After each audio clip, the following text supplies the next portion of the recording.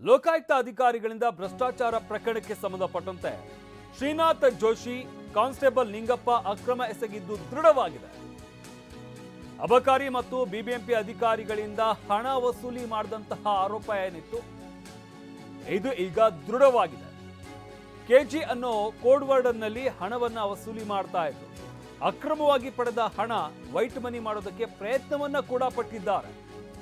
Srinath ಜೋಶಿಯಿಂದ white ಮಾಡೋದಕ್ಕೆ ಯತ್ನ ಆಗಿದೆ. ಇದಕ್ಕಾಗಿ ಕ್ರಿಪ್ಟೋ ಅಕೌಂಟ್ಗಳನ್ನ ತೆರೆದಿದ್ದಂತಹ ಶ್ರೀನಾಥ್, 24 ಕ್ರಿಪ್ಟೋ ಅಕೌಂಟ್ಗಳನ್ನ ತೆರೆದಿದ್ದಂತಹ ಶ್ರೀನಾಥ್ ಜೋಶಿ 13 ಕ್ರಿಪ್ಟೋ ಅಕೌಂಟ್ಗಳಲ್ಲಿ 4 ಕೋಟಿಗೂ ಅಧಿಕ ಹೂಡಿಕೆ ಮಾಡಲಾಗಿದೆ. 13 ಕ್ರಿಪ್ಟೋ ಅಕೌಂಟ್ಗಳಲ್ಲಿ 4 ಕೋಟಿಗೂ ಅಧಿಕ ಹೂಡಿಕೆ ಮಾಡಲಾಗಿದೆ. ಅಂದ್ರೆ ಒಟ್ಟು 24 ಅಕೌಂಟ್ಗಳನ್ನು ಓಪನ್ ಮಾಡಲಾಗಿರುವಂತೂ ಅದರಲ್ಲಿ ಅತಿ ಹೆಚ್ಚು ಅಂತಂದ್ರೆ 13 ಅಕೌಂಟ್ಗಳಲ್ಲಿ 4 ಕೋಟಿಗೂ ಹೆಚ್ಚಿನ ಮೊತ್ತ ಇದೆ. ಅಂದ್ರೆ ಸುಮಾರು 50-60 ಕೋಟಿಗೂ ಹೆಚ್ಚಿನ ಮೊತ್ತ ಅದರಲ್ಲಿ ಇರುವಂತದ್ದು.